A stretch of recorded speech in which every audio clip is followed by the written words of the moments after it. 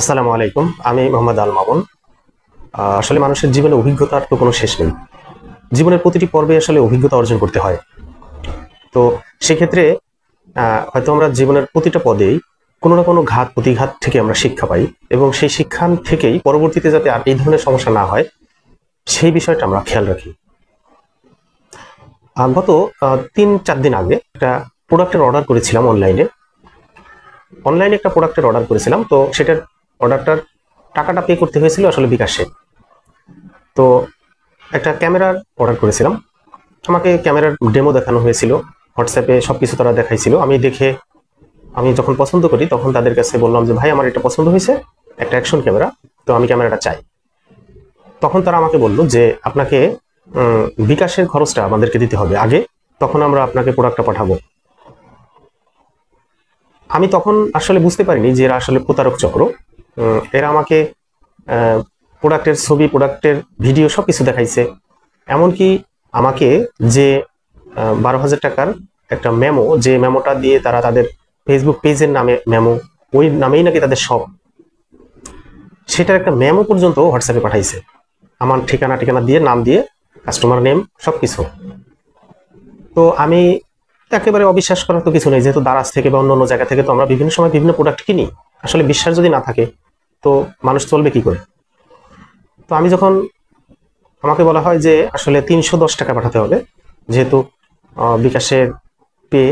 আমি জানি যে বিকাশে হয়তো 150 টাকা লাগবে, কিন্তু 310 টাকা কেন? তো বলো 310 টাকা আমাদের একটা শর্ত, যে 310 টাকা অ্যাডভান্স পাঠাতে হয়। ঠিক আছে, 310 টাকা বিকাশে পাঠিয়ে দিলাম।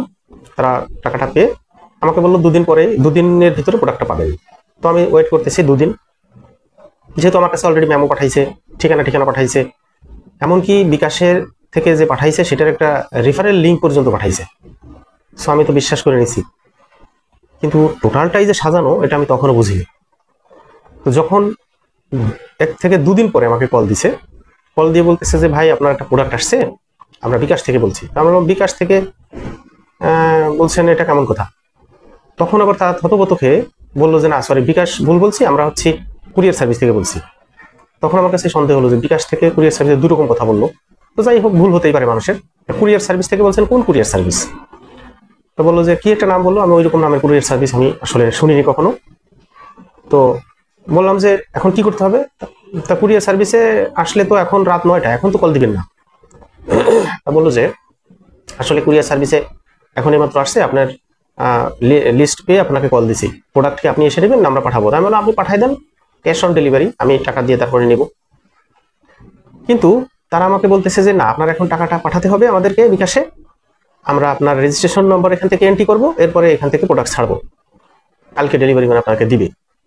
তা আমি আসলে বিষয়টা দেখে একটু সন্দেহ হলো যে রাত 9টার সময় কল দিয়ে বলতেছে যে বিকাশে আপনার টাকাটা পরিশোধ করে দেন, আমরা কালকে প্রোডাক্ট পাঠাবো, ওটিপি দেন। আমাকে একটা ওটিপি পাঠাইছে, বলতেছে ওটিপিটা দেন। তা আমি বললাম যে ওটিপি দিব আপনাকে, আপনি বিকাশ থেকে কুরিয়ার সার্ভিস থেকে বলছেন, আবার ওটিপি চাচ্ছেন। আবার প্রোডাক্ট কুরিয়ার সার্ভিসে তো নর্মালি প্রোডাক্ট আসে, প্রোডাক্ট হাতে ধরে দেখে তারপরে টাকা ডেলিভারি ম্যানকে দেওয়া হয়। তো তারা বলছে যে না, আমাদের সিস্টেমটা এরকম, আমাকে এখন টাকা পাঠাতে হবে। তো আমার কাছে সন্দেহটা আরো বেশি দানা বাঁধলো, যেহেতু টুকটাক কাজ করি, কন্টেন্ট তৈরি করি, আমার আরো একটা ফেসবুক পেজ আছে, ইউটিউব চ্যানেলও আছে। তো কাজ করি সেহেতু আমার একটা অভিজ্ঞতা তো অবশ্যই আছে। তো আমি বলছি যে না, এটা আসলে এভাবে দিব না, আপনি ওটিপিও আপনি পাবেন না, কালকে আমাকে ডেলিভারি ম্যান যখন আসবে, ডেলিভারি ম্যানের সামনে ওটিপি দিতে হয় তাকে দিব, তার সামনে প্রোডাক্ট নিয়ে তারপরে টাকা পরিশোধ করবো। এটা বললে আমি কেটে দিছি। কেটে দেওয়ার পরে কিছুক্ষণ পরে আবার কল দিছে। আমি বলছি যে না ভাই, তারা জোরাজোরি আমার কাছে ওটিপি নেবে অথবা টাকা পাঠাতে হবে না প্রোডাক্ট, তা আমি প্রোডাক্ট রিটার্ন করে দেবে। তাহলে রিটার্ন করবেন কেন? আমি প্রোডাক্টটা কুরিয়ার সার্ভিস আমার কাছে আসবে, তারপরে দেখে এরপরে আমি টাকা দিব। তো সব মিলে আমার কাছে আসলে সন্দেহ একবারে স্পষ্ট হলো যে এরা আসলে প্রতারক চক্র ছিল এবং পুরোটাই সাজানো ছিল। আমি পরবর্তীতে তাদের পেজে, যে পেজ থেকে কিনতে গেছি সেই পেজে নক দিছি, আমি দেখি আমাকে পেজ থেকে আমাকে ব্লক করে রাখা হয়েছে। হোয়াটসঅ্যাপে আমি যখন নক দিচ্ছি দেখি হোয়াটসঅ্যাপে আমাকে ব্লক করে রাখা হয়েছে। আর আমি যখন ওই নাম্বারে, যে নাম্বারটাকে আমাকে কুরিয়ার সার্ভিস থেকে বলতেছিল বারবার, সেই নাম্বারে আমি কল দিচ্ছি, সেই নাম্বারটাও বন্ধ, আমাকে ব্লক করে রাখছে।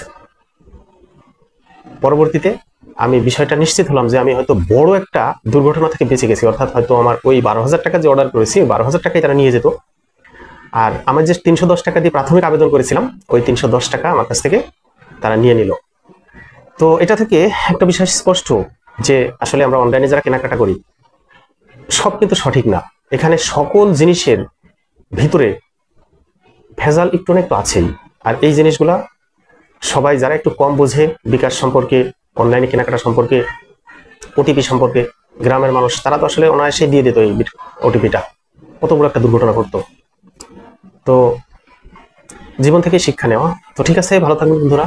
আমরা চাই সবাই সতর্ক থাকি আর যেন এই ধরনের দুর্ঘটনা আর কারো না হয়। আল্লাহ হাফিজ।